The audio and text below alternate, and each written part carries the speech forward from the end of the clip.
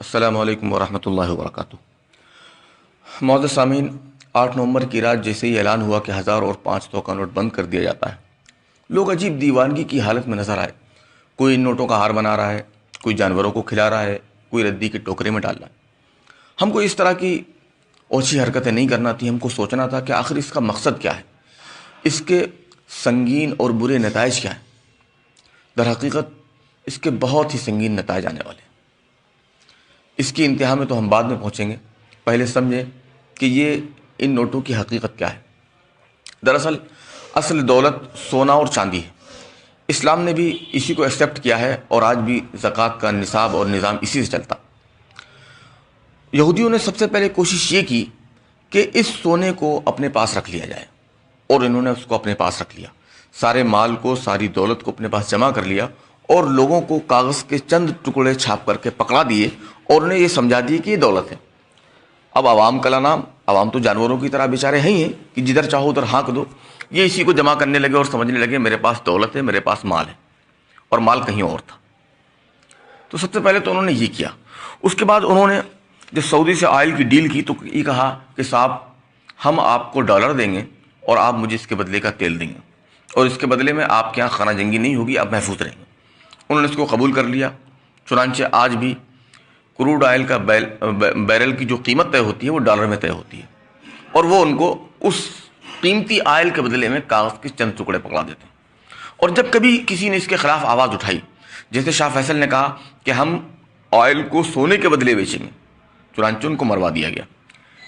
Libya کے حکمراں غدافی نے جب یہی بات رکھی تو اس کو بھی ختم کر دیا گیا کہ نہیں، ہم نے جو چلایا ہے، یہ جو یہودی فیملی، یہ جو فیڈرل ریزرو سسٹم ہے، اس کے تحت جو چلے گا اسی کو ہم مانیں گے، ورنہ اس کو اپنے راستے سے ہٹا دیں گے۔ چنانچہ آج کاغذ ہم کو تھما دیا گیا کہ صاحب یہ آپ کا نوٹ ہے، اس سے آپ کو لین دین کرنا ہے۔ اب مسئلہ یہ ہے کہ جب ان کا خدا یعنی کہ دجال جب دنیا میں نکلے گا تو لوگوں کے پاس کاغذ ہوں گے، لوگ اس کو چلائیں گے۔ اس لیے اب کوشش یہ ہو رہی کہ لوگوں کو اس سے بھی محروم کر لیا جائے، اور جب وہ دجال کا ظہور ہو اور جب وہ نکل کر کے سامنے آئے تو ساری طاقت، ساری پاور، ساری قوت اس کے ہاتھ میں ہو، لوگ مجبور ہو جائیں اس کو خدا ماننے کے لیے۔ لہٰذا اب اس منی کو بھی بند کر دیا جائے۔ یہ 100 اور 500 اور 1000 کے نوٹ کا مسئلہ نہیں، اس سارے کاغذوں کو بند کرنے کا مسئلہ ہے کہ آپ کے ہاتھ میں ایک کارڈ تھما دیا جائے گا جس کے اندر آپ کے نوٹ نہیں ہوں گے بلکہ ویلیوز ہوں گی، بلکہ ڈیجٹس ہوں گے، نمبرز ہوں گے۔ وہ نمبر کے آپ مالک ہوں گے۔ آپ کو سیلری ملی 1 لاکھ، آپ گئے، آپ نے اپنی ضرورت کی چیزیں خریدی اور اپنے کارڈ کو سوائپ کیا اور وہ نمبر آپ سے مائنس ہو گئے۔ اب آپ کو یہ اچھا بتایا جائے گا کہ دیکھیے آپ چوری سے محفوظ ہیں، آپ دھوکے دھڑی سے محفوظ ہیں، آپ پوری طرح سے سیف ہیں۔ آپ سیف نہیں ہیں، آپ بالکل انسیف ہیں، بلکہ آپ پوری طرح سے غلام ہیں کہ جب وہ چاہیں گے، جس وقت چاہیں گے، آپ کے کارڈ کو بلاک کر دیں گے اور آپ زیرو ہو جائیں گے۔ اور جب وہ چاہیں گے تو یہ کہیں گے کہ سرور آ گیا، سارا ڈاٹا 000۔ اب آدمی کہاں جائے گا، کیا خریدے گا، کیا بیچے گا؟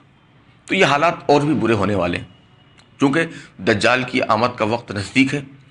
تقریباً جو اس کی نشانیاں رسول پاک صلی اللہ علیہ وسلم نے بتلائی تھی وہ پوری ہو چکی ہیں، اور کرائسس صرف پیسے کی، مال کی، دولت کی نہیں رہ جائے گی، کرائسس پانی کی بھی ہونے والی ہے، کرائسس کھانے کی بھی ہونے والی ہے، کرائسس ضرورت کی ہر چیز کی ہونے والی ہے۔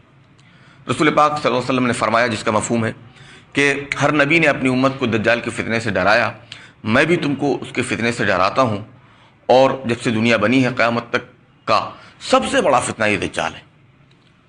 رسول پاک صلی اللہ علیہ وسلم نے اس کی کچھ نشانیاں بتائیں، اس کی تفصیل میں نہیں جا رہا ہوں، صرف یہ بتانا چاہ رہا ہوں کہ جب ہمارے آقا جناب احمد مصطفیٰ محمد مصطفیٰ صلی اللہ علیہ وسلم نے دجال کے فتنے سے ڈرایا تو اس سے بچنے کے طریقے بھی بتلائے۔ اس کے طریقے کیا ہیں کہ ہم روزانہ سورہ کہف کا پہلا رکوع یا آخری رکوع پڑھ لیا کریں۔ سورہ کہف جو 15ویں پارے میں ہے اور اس کا آخری رکوع جو 16ویں پارے کے اندر ہے، اس کو کم سے کم پہلا یا آخری رکوع روزانہ پڑھ لیا کریں، اور جمعے کے دن سورہ کہف تواتر کے ساتھ مستقل اس کو پڑھا کریں، اور دجال کے فتنے سے اللہ سے پناہ مانگیں، اور اس کے ساتھ ساتھ قدرتی وسائل پر منحصر ہو زیادہ سے زیادہ، یعنی جیسے بکریاں پالنا، درختوں کا لگانا، کھجور کا لگانا، کھیتیوں کا کرنا، قدرتی وسائل سے عام طرح کے بنے ہوئے مکانات میں رہنا، ان سب چیزوں پر ہم منحصر ہوں، نہ کہ آج کی آرٹیفیشل چیزوں پر. پہلی چیز تو یہ.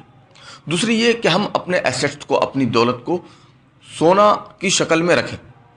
اول تو چونکہ در حقیقت اسلام میں مال جمع کرنا ہی معیوب ہے، اچھا نہیں سمجھا گیا، تو اگر ضرورت کے لیے رکھتے ہیں تو اس کی شکل میں رکھیں، اس لیے کہ آگے آنے والے وقت میں یہ بھی زیرو ہو جائے گا کہ آپ دکاندار کے پاس جائیں گے، اس کو آپ سونے کا سکہ دیں گے، وہ کہے گا صاحب مجھے یہ نہیں چاہیے، مجھے تو وہ آپ کا کارڈ چاہیے جس سے ہم سوائپ کریں، اور کارڈ تو آپ کا بلاک ہو چکا چونکہ آپ نے دجال کو فالو نہیں کیا.